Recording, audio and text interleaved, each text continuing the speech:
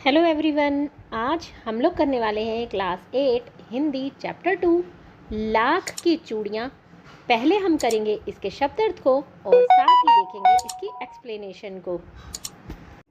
बच्चों, ये जो अध्याय है ये लिखा है कामतानाथ जी ने, और कामतानाथ का जन्म हुआ था उत्तर प्रदेश में। मुंगेरिया का अर्थ होता है लकड़ी का गोल गुटका। मचिए, पीढ़ी, बैठने की चौकी। मनिहार, मनिहार कहते हैं चूड़ी बनाने वाले को। पैतृक, पूर्वजों का। पेशा, धंधा, कारोबार या फिर इसको व्यापार भी कहा जा सकता है। वस्तु विनिमय, वस्तुओं का आदान प्रदान। पहले के समय में क्या होता था कि लोग एक दूसरे को वस्तुएं देकर ही आदान प्रदान किया करते थे। अगर किसी को गेहूं चाहिए होती थी तो उसके बदले में वो धान दे दिया करते थे। इस तरह से जिसको जिस चीज़ की ज़रूरत होती थी वो उन वस्तुओं का आदान प्रदान किया करते थे। आज की तरह पैसे देकर वस्तुएं नहीं खरीदी जाती थी। सुहाग का जोड़ा कहते हैं शादी के समय पहनने वाला वस्त्र। लोहे लगाना, कठिनाई से। मोच, शरीर के किसी भी भाग में मांसपेशियों का बल खाना। पाठ के आधार पर हाथ पैर मुड़ जाना। चाव, चाव कहते हैं चाह को, रुचि या फिर तीव्र इच्छा। सलाख, सलाई या फिर धातु की छड़। मुंगरी, गोल मुठियादार लकड़ी जो ठोकने पीटने के काम आती है। पैतृक यानी पूर्वजों का, पिता से प्राप्त या पुश्तैनी। पगड़ी, सिर पर लपेट कर बांधा जाने वाला लंबा कपड़ा, उसको पाग भी कहते हैं। मरहम पट्टी, मरहम पट्टी करना यानी जख्म का इलाज करना या फिर घाव पर दवा लगाकर पट्टी बांधना। खपत, माल की बिक्री। वस्तु विनिमय, पैसों से न खरीदकर एक वस्तु के बदले में दूसरी वस्तु लेना। मचिया, बैठने के उपयोग में आने वाली सुतली आदि से बनी छोटी चौकोर खाट। मुखातिब, देख कर बात करना। डलिया, बांस का बना एक छोटा पात्र। कसर, घाटा पूरा करना। कमी, नाजुक, नाजुक कहते हैं कोमल को। फबना, सजना या फिर शोभा देना। लाख, लाल रंग का एक पदार्थ। मन मोह लेना, आकर्षित करना। बेलन नुमा यानी गोलाईकार। खातिर, खातिर कहते हैं आव भगत को। बहुधा, बहुत बार। विरले, किसी किसी के। स्मृति पटल, याददाश्त। चित्र उतारना, तस्वीर खींचना। मशीन युग, मशीनों का समय या मशीनीकरण। नसें उभरना, शरीर की नाड़ियाँ दिखाई देना। हाथ काट दिए, पंगु बना देना। लहक कर, खुश होकर। मुखातिब, संबोधन यानी सामने की ओर। बखत, बखत कहते हैं समय को यानी टाइम को। सिंदूरी, लाल। फबना, खिलना या सजना। 10 आने, 60 पैसे। पहले के समय में आने चला करते थे। 60 पैसे का अर्थ होता है एक आने में ना 6 पैसे होते थे, तो 10 आने में कितने पैसे हुए? 600 पैसे। 100 पैसे 1 रुपये के बराबर होते हैं, तो 600 पैसे यानी 6 रुपये के बराबर। लेखक ने इस अध्याय में अपने बचपन के अनुभव के बारे में लिखा है। उन्होंने बताया है कि सारे गांव में बदलू मुझे सबसे अच्छा आदमी लगता था, क्योंकि वह मुझे सुंदर सुंदर लाख की गोलियां बनाकर देता था। मुझे अपने मामा के गांव जाने का सबसे बड़ा चाव यही था कि जब मैं वहां से लौटता था तो मेरे पास ढेर सारी गोलियां होती, रंग बिरंगी गोलियां जो किसी भी बच्चे का मन मोह ले। लेखक यहाँ पर ये बताते हैं कि उनको पूरे गांव में अगर कोई सबसे अच्छा लगता था तो वो लगता था बदलू। और वो क्यों अच्छा लगता था? क्योंकि वो उसे सुंदर सुंदर लाख की गोलियां बना कर देता था। बच्चों, लाख जो होता है वो एक तरह का पदार्थ होता है। और लेखक किस गांव की बात कर रहा है? वो बात कर रहा है अपने मामा के गांव की, क्योंकि बदलू जो था वो रहता था उसके मामा के गांव में। अपने मामा के गांव में इसीलिए जाता था क्योंकि जब वो वहां से लौटता था तो उसके पास ढेर सारी गोलियां होती थी, रंग बिरंगी गोलियां जो किसी भी बच्चे का मन मोह लें, जो हर एक बच्चे को अच्छी लगें।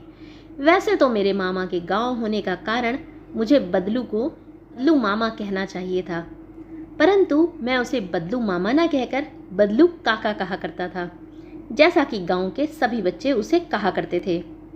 अब बच्चे जब अपने मामा के घर में जाते हैं तो मोस्टली जितने भी उनके मामा की उम्र के लोग होते हैं तो बच्चे उनको मामा ही कहकर पुकारते हैं।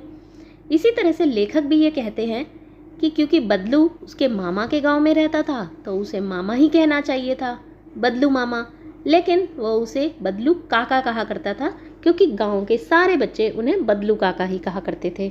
बदलू का मकान कुछ ऊंचे पर बना था। मकान के सामने बड़ा सा सहन था जिसमें एक पुराना नीम का वृक्ष लगा हुआ था। उसी के नीचे बैठकर बदलू अपना काम किया करता था। बगल में भट्टी दहकती रहती जिसमें वह लाख पिघलाया करता था। बदलू का जो मकान था वो कुछ ऊंचाई पर बना हुआ था और उसके सामने एक बड़ा सा स्थान था और उस जगह पर एक पुराना नीम का पेड़ था। बदलू उसी पेड़ के नीचे बैठकर अपना सारा काम किया करता था और पास ही में एक भट्टी जलती रहती थी जिसमें वह लाख को पिघलाया करता था, क्योंकि लाख से अगर कुछ बनाना हो ना तो पहले उसको पिघलाया जाता है। सामने एक लकड़ी की चौखट पड़ी रहती जिस पर लाख के मुलायम होने पर वह उसे सलाख के समान पतला करके चूड़ी का आकार देता और लाख को पिघलाने के बाद बदलू लाख को एक लकड़ी की चौखट पर रख देता। जिस समय लाख मुलायम हो जाती तो वह उसे सलाख के समान पतला करके चूड़ी का आकार दे देता। सलाख कहते हैं एक लोहे की छड़ी को। पास में 4-6 विभिन्न आकार की बेलनुमा मुंगेरियां रखी रहती जो आगे से कुछ पतली और पीछे से कुछ मोटी होती। लाख की चूड़ी का आकार देकर वह उन्हें मुंगेरियों पर चढ़ाकर गोल और चिकना बनाता और तब एक एक कर पूरे हाथ की चूड़ियां बना चुकने के पश्चात वह उन पर रंग करता। बदलू यह कार्य सदा ही एक मचिए पर बैठकर किया करता था जो बहुत ही पुरानी थी। मचिया कहते हैं एक तरह की चौकी को जिस पर वो बैठा करता था। बगल में ही उसका हुक्का रखा होता जिसे वह बीच बीच में पीता रहता। आज भी गांव के कई पुराने लोग हुक्का पिया करते हैं। गांव में मेरा दोपहर का समय अधिकतर बदलू के पास बीतता। वह मुझे लला कहा करता था और मेरे पहुंचते ही मेरे लिए तुरंत एक मचिया मंगा देता। मैं जब भी छुट्टियों में गांव जाया करता तो दोपहर का सारा समय मैं बदलू काका के पास ही बैठता था और बदलू काका मुझे लला कहा करते थे और वो कहते हैं कि जब भी मैं उनके पास जाता तो बदलू काका तुरंत मेरे लिए भी एक चौकी मंगा कर देते। मैं घंटों बैठे बैठे उसे इस प्रकार चूड़ियां बनाते देखता रहता। लगभग रोज 4-6 जोड़े चूड़ियां बनाता और लेखक घंटों उसके पास बैठे रहते और बदलू काका को चूड़ियां बनाते हुए देखते रहते और रोज ही बदलू काका 4-6 जोड़े चूड़ियां तो बनाते ही थे। जब पूरा जोड़ा बना लेते और उसे बेलन पर चढ़ा देते तो उसको वो इस तरह से देखते मानो कि उसे किसी नववधू ने पहना है। बदलू मनिहार था। मनिहार कहते हैं चूड़ी बनाने वाला। चूड़ियाँ बनाना उसका पैतृक पेशा था और वास्तव में वह बहुत ही सुंदर चूड़ियाँ बनाता था। पैतृक कहते हैं पुश्तैनी, यानी बाप दादाओं के समय से चले आ जाने वाला पेशा। तो जो चूड़ियाँ बनाना था वो उसका पैतृक पेशा था। पेशा भी कारोबार को कहते हैं, बिजनेस कह सकते हैं। और वास्तव में बदलू काका बहुत ही सुंदर चूड़ियाँ बनाया करते थे। उनकी बनाई हुई चूड़ियों की खपत भी बहुत होती थी। उसकी बहुत लागत थी, यानी जैसे आप ये समझ सकते हैं कि बाज़ार में किसी चीज़ की डिमांड होना, तो उनकी जो चूड़ियाँ थी उनकी आसपास के लोगों में, आसपास के गांव में भी बहुत ज़्यादा डिमांड रहती थी। उस गांव में तो सभी स्त्रियाँ उसकी बनाई हुई चूड़ियाँ ही पहनती थी और आसपास के गांव के लोग भी उनसे चूड़ियाँ ले जाते थे, परंतु वह कभी भी चूड़ियों को पैसों में नहीं बेचता था। उसका अभी तक वस्तु विनिमय का तरीका था और लोग अनाज के बदले उसे चूड़ियाँ ले जाते। बदलू स्वभाव से बहुत ही अच्छा था। बच्चों, पुराने समय में आज की तरह पैसे देकर वस्तुएं नहीं खरीदी जाती थी। लोग एक दूसरे से वस्तुओं का ही आदान प्रदान करते थे, यानी अपनी बनाई हुई कोई भी चीज़ दूसरों को देकर उनसे अपनी ज़रूरत की चीज़ ले लिया करते थे बिना पैसे दिए। इसी तरह से बदलू भी चूड़ियों के बदले में अनाज लिया करता था। मैंने कभी भी उसे किसी से झगड़ते नहीं देखा। हाँ, शादी विवाह के अवसरों पर बहुत सीधा पर वह अवश्य जिद पकड़ जाता था। जीवन भर चाहे कोई उससे मुफ्त चूड़ियां ले जाए, परंतु विवाह के अवसर पर वह सारी कसर निकाल लेता था। आखिर सुहाग के जोड़े का महत्व ही कुछ और होता है। वह कभी भी किसी से चूड़ियों के पैसे नहीं लिया करता था, लेकिन शादी का अगर जोड़ा देना हो तब वह जिद पकड़ जाता।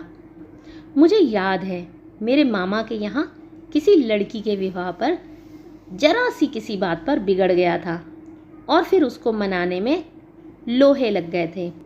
लोहे लगना का अर्थ होता है बहुत ही कठिन परिश्रम करना पड़ना। जब किसी लड़की की शादी पर बदलू नाराज हो गया था तो उसे मनाने में बहुत ही दिक्कतों का सामना करना पड़ा था।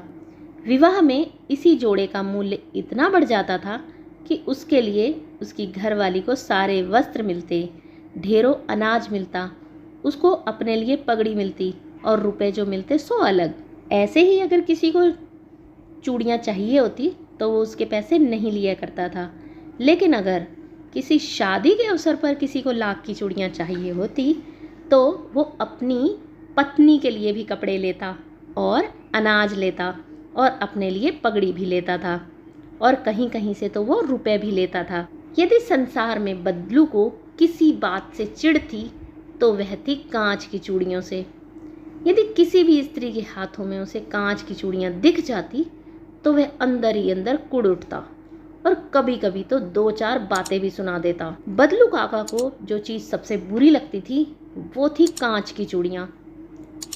जब भी वो किसी स्त्री के हाथों में कांच की चूड़ियाँ देखता तो वह बहुत ही गुस्सा करता और उसको देखते ही बोलना शुरू कर देता। मुझसे तो वह घंटों बातें किया करता था। कभी मेरी पढ़ाई के बारे में पूछता, कभी मेरे घर के बारे में और कभी यूं ही शहर के जीवन के बारे में। मैं उससे कहता कि शहर में सब कांच की चूड़ियाँ पहनते हैं तो वह उत्तर देता, शहर की बात और है लला, वहाँ तो सभी कुछ होता है, लेकिन गांव में कांच की चूड़ियाँ कहाँ मिलती हैं। वहाँ पर सभी लोग लाख की चूड़ियाँ ही खरीदते थे, क्योंकि आप भी जानते होंगे कि शहरों में हर एक चीज़ मिल जाती है, लेकिन हाँ आज गांव विकसित हो चुके हैं, गांव में भी काफ़ी चीज़ें मिलने लगी हैं।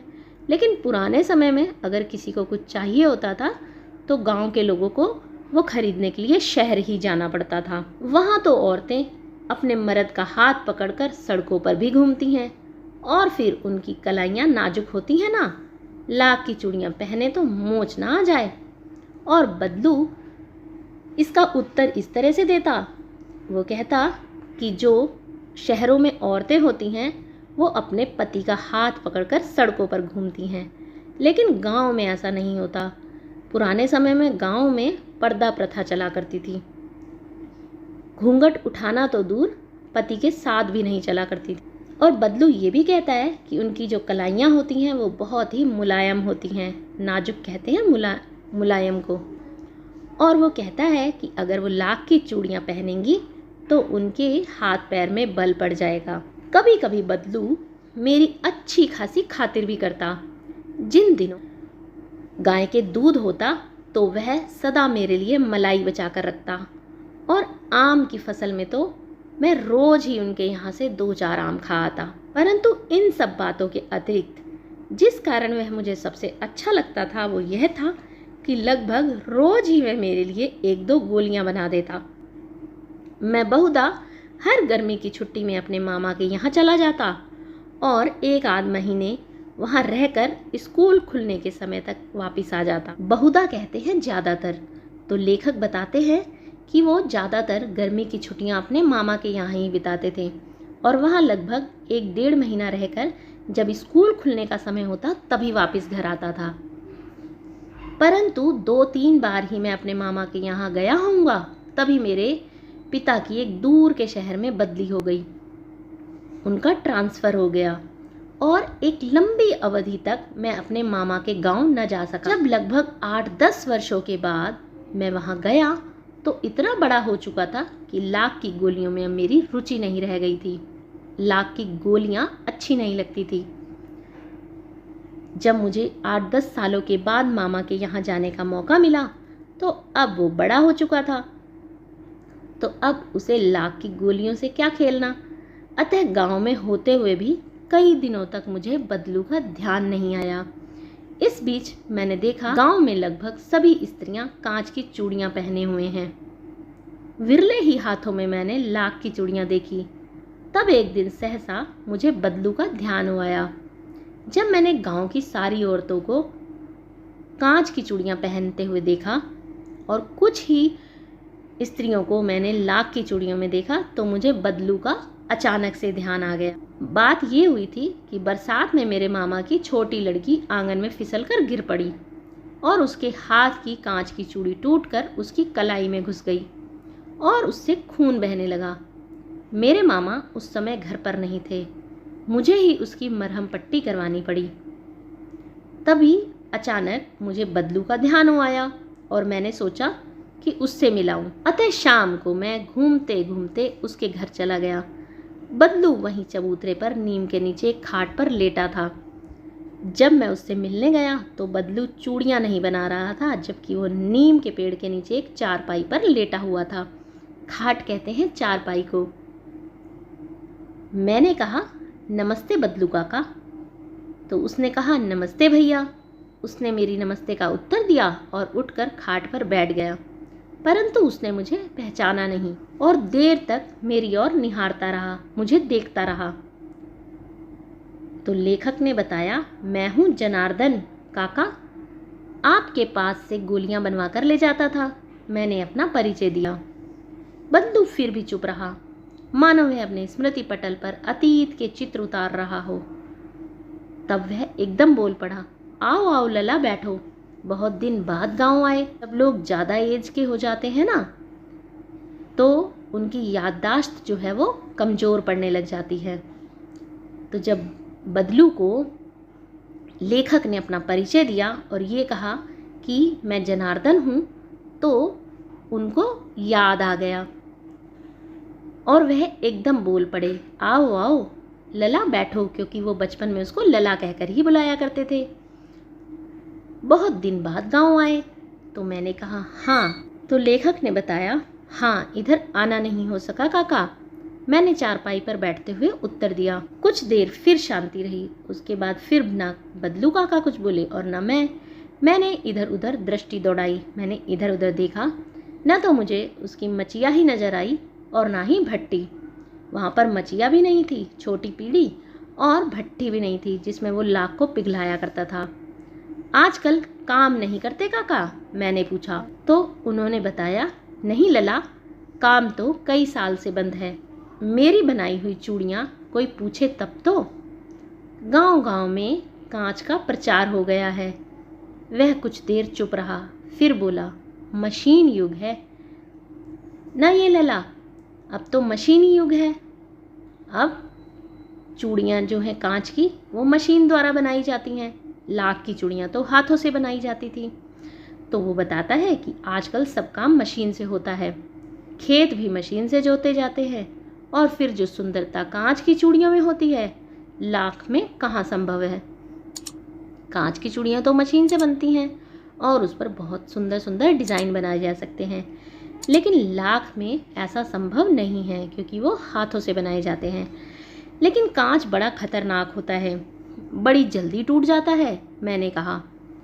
मैंने ऐसा इसलिए कहा कि उसने देखा था कि मामा की लड़की फिसल गई थी और कांच जो था, जो चूड़ी थी कांच की, वो टूट करके उसकी कलाई में लग गई थी, जिसके लिए उसे मरहम पट्टी भी करानी पड़ी।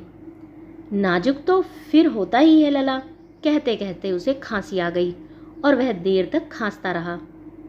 मुझे लगा उसे दमा है। अवस्था के साथ साथ उसका शरीर भी ढल चुका था। उसके हाथों पर और माथे पर नसें उभर आई थीं। नसें जो थी वो ऊपर दिखाई दे रही थीं। जाने कैसे उसने मेरी शंका भांप ली। नहीं पता उन्होंने मेरा संदेह कैसे भांप लिया और बोला, मुझे दमा नहीं है, मुझे फसली खांसी है। यही महीने 2 महीने से आ रही है, 10-15 दिन में ठीक हो जाएगी। कई बार कुछ बीमारियां मौसम के अकॉर्डिंग आती हैं, तो वो कहते हैं कि मुझे ये फसली खांसी है, जैसे कभी धूल वगैरह पड़ जाती है ना, तो उसकी वजह से खांसी हो जाती है। तो वो कहता है कि 10-15 दिनों बाद ये ठीक हो जाएगी। मैं चुप रहा, मुझे लगा उसके अंदर कोई बहुत बड़ी व्यथा छिपी है, कुछ दुख है जो उनके अंदर छिपा है। मैं देर तक सोचता रहा कि इस मशीन युग ने कितने हाथ काट दिए हैं। अब यहाँ पर हाथ काटने का मतलब ये है कि मशीन से जो काम है वो बहुत जल्दी हो जाता है, और जो लोग हाथों से काम करते थे उनके कारोबार बिल्कुल ठप हो गए। तो यहाँ पर लेखक ने ये जो शब्द यूज किया है, ये हाथ काट दिए, इसका मतलब ये है कि अब उनके पास काम ही नहीं रह गया है। उसकी वजह से अब उनकी रोजी रोटी भी बंद हो गई है। कुछ देर फिर शांति रही, जो मुझे अच्छी नहीं लगी। आम की फसल अब कैसी है काका? कुछ देर पश्चात मैंने बात का विषय बदलते हुए पूछा। अच्छी है लला, बहुत अच्छी है, उसने लहक कर उत्तर दिया और अंदर अपनी बेटी को आवाज़ दी। अरे रज्जो, लला के लिए आम तो ले आना। फिर मेरी ओर मुखातिब होकर बोला, मेरी ओर इशारा करते हुए बोला, माफ़ करना लला, तुम्हें आम खिलाना भूल गया था। नहीं नहीं काका, आम तो इस साल बहुत खाए हैं। वाह वाह, बिना आम खिलाए कैसे जाने दूंगा तुमको। मैं चुप हो गया। मुझसे वे दिन याद हो आए जब वह मेरे लिए मलाई बचा कर रखता था। गाय तो अच्छी है ना काका? मैंने पूछा। गाय कहाँ है लला, 2 साल हुए बेच दी, कहाँ से खिलाता। इतने में रज्जो, उसकी बेटी, अंदर से एक डलिया में ढेर सारे आम ले आई। यह तो बहुत है काका, इतने कहाँ खा पाऊंगा, मैंने कहा। वाह वाह, वह हंस पड़ा। शहरी ठहरे ना, मैं तुम्हारी उम्र का था तो इसके 4 गुने आम एक बखत में खा जाता था। एक बखत यानी एक ही समय में, एक ही बारी में। तो वो हंसने लगे कि शहर के बच्चे हैं ना, ऐसी चीज़ें तो बहुत कम खा पाते हैं। और वो कहते हैं कि जब मैं तुम्हारी उम्र में था तो 4 गुना ज़्यादा आम खा लिया करता था। आप लोगों की बात और है, मैंने उत्तर दिया। अच्छा बेटी, लला को 4-5 आम छांट कर दे दो, सिंदूरी वाले देना। सिंदूरी यानी लाल वाले आम। देखो लला कैसे हैं, इसी साल यह पेड़ तैयार हुआ है। अब पेड़ पर लाल रंग के आम लगते हैं, उनको सिंदूरी आम कहा जाता है। आम की कई प्रजातियां होती हैं, आपने कई प्रजातियां सुनी होंगी, लंगड़ा आम, बम्बैया आम, सिंदूरी आम। तो रज्जो ने 4-5 आम अंजलि में लेकर मेरी ओर बढ़ा दिए। उसने अपने हाथ में 4-5 आम लिए और मेरी ओर कर दिए। आम लेने के लिए मैंने हाथ बढ़ाया तो मेरी निगाह एक क्षण के लिए उसके हाथों पर ठिठक गई। गोरी गोरी कलाइयों पर लाख की चूड़ियाँ बहुत ही फब रही थीं। फबना कहते हैं अच्छी लगना। तो मैंने देखा कि रज्जो ने लाख की चूड़ियाँ पहनी हुई हैं। बदलू ने मेरी दृष्टि देख ली और बोल पड़ा, यही आखिरी जोड़ा बनाया था जमींदार साहब की बेटी के विवाह पर। 10 आने पैसे मुझको दे रहे थे, मैंने जोड़ा नहीं दिया, कहा शहर से ले आओ। पहले के समय में रुपए नहीं चला करते थे, आने चला करते थे। एक आने में ना 6 पैसे हुआ करते थे, 10 आने में यानी 60 पैसे। तो वो कहते हैं कि जो जमींदार थे, जब उनकी बेटी की शादी थी तो वो मुझे 10 आने ही दे रहे थे, तो मैंने वो जोड़ा नहीं दिया। आपने अध्याय की शुरुआत में पढ़ा था कि बदलू शादी विवाह पर अपनी मर्जी से लाख की चूड़ियाँ दिया करते थे। वो उस पर अपनी पत्नी का सूट भी लिया करते थे, अपने लिए पगड़ी भी लिया करते थे और अनाज भी लिया करते थे। तो उन्होंने फिर शादी विवाह के लिए, क्योंकि जोड़ा देना था, तो मना कर दिया कि मैं आपको 10 आने में तो दूंगा नहीं। मैंने आम ले लिए और खाकर थोड़ी देर पश्चात चला गया। मैंने आम लिए और खाए और थोड़ी देर बाद वहाँ से चला आया। मुझे प्रसन्नता हुई कि बदलू ने हार कर भी हार नहीं मानी थी। उसका व्यक्तित्व कांच की चूड़ियों जैसा नहीं था जो आसानी से टूट जाए। आपको बताना है कि आपको ये वीडियो कैसी लगी। अच्छी लगी हो तो इसको लाइक कर देना, अपने दोस्तों में ज़्यादा से ज़्यादा शेयर करना। जो लोग चैनल पर नए हैं, चैनल को सब्सक्राइब कर देना। Thanks for watching. बहुत जल्द मिलेंगे हमारी नेक्स्ट वीडियो के साथ। Till then bye.